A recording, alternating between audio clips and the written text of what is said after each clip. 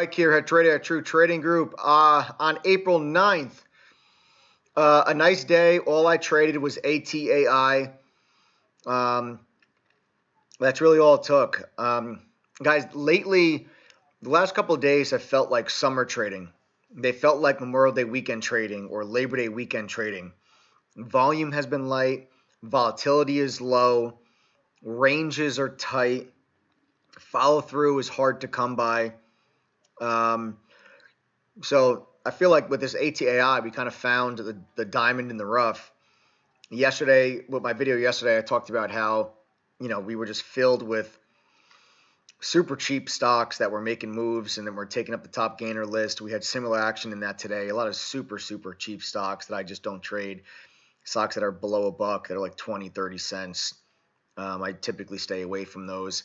But this ATAI actually was not on my pre-market watch list. I was looking at a couple of other mid cap, larger cap names. I really wasn't focusing on any small caps. And this ATAI popped up on my scan, and we just jumped right into it. This play was really focused around VWAP support, and I'm gonna explain to you kind of how we were able to identify that there was a strong support level at VWAP, and what caused me to pull the trigger on this trade. Because this is really essentially all about volume and being able to understand volume, recognize momentum by analyzing that volume, and that's what ATAI was all about. Caught a really good trade in this, guys, a near perfect trade, almost top ticking this move by a couple of cents, and it really all goes back to volume again. So let's break down the trade here in the morning. And as I zoom in this ATAI, you guys can see this thing popped up on my scan right here. Okay, that action got my attention, and the first thing that I noticed was good volume. Okay, strong, steady, consistent volume on the way up. Okay, and then you start to see a decrease in volume during the moment of consolidation. Okay, you can take out, Fibonacci retracement level. Okay, and what I started to notice here was we have support at VWAP. Okay, if you look back, this first pull in, you see we stuck that tail at VWAP and then shot the stock up to a high. Then we pulled it back down, we tested VWAP, and then look at that strong tail, we shot that back off of VWAP. Okay, so that action, those strong, aggressive tails at VWAP, not to mention that this first test was at the 38.2 Fibonacci level. This second test is at the 23.6 Fibonacci level. Okay, so a couple of things here that we start to recognize on ATAI is the heavy volume, consistent volume on the way up. Okay, the decreasing volume during the moment of consolidation. Then we also point out the support at VWAP because of those strong tails at VWAP. 38.2 Fib first, then the 23.6. I went ahead and I entered this trade, guys, right in here. Okay, I'll take you to my trade announcements on the day. Okay, here you guys can see at 9:47, I'm long ATAI at $1.72. Stop loss $1.55 area. So my stop loss, okay, I'm setting just below this 38.2 Fibonacci level. Okay, so there's the entry. It's actually right in here at $1.72. Okay, there's the entry at $1.72, and then bang, you get this big, huge explosion through the high of the day. And the first thing I want you to notice on that break is the heaviest volume the stock had the entire morning was on the break through, okay, that high of the day.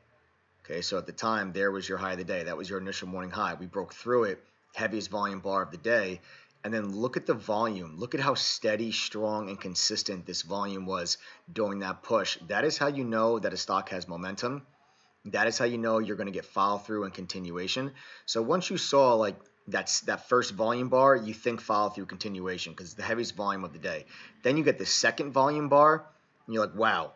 Okay, you know what? We're gonna get some continuation. We're trading at around 215 at that point. I'm gonna hold on to a piece of this position, and then you can see the volume just never died down, and we pushed all the way up here to a high of 254. And my final take profit, guys, was right there. Okay, right there. I'll take you guys back to my trade announcements. Here you can see I took some profit at 195. I took more off at 214, and then my final take profit at 10 o'clock at 240. All right, so this was a quick little trade, 13-minute trade from the entry to that final take profit up at 240. That's about, what is that, 40% gain? About a 40% gain, okay, from the entry right up to that high. And we really, this is a perfect entry on this pullback, guys, right into that VWAP support. That volume was the key in recognizing the momentum and the follow through on that trade, and we dumped right there. My final take profit at 240 for a really nice trade. Okay, really, really, really nice trade. I went after this one more time, guys, on smaller size, just to kind of give it a test here. We see let me pan this over. You see we ended up pulling back in, okay, to that initial morning high. Okay, see here's that initial morning high. And you see we ended up pulling back in, and right here, okay, you notice that the initial morning high lines up with the 38.2 Fibonacci level. I gave this a stab right there.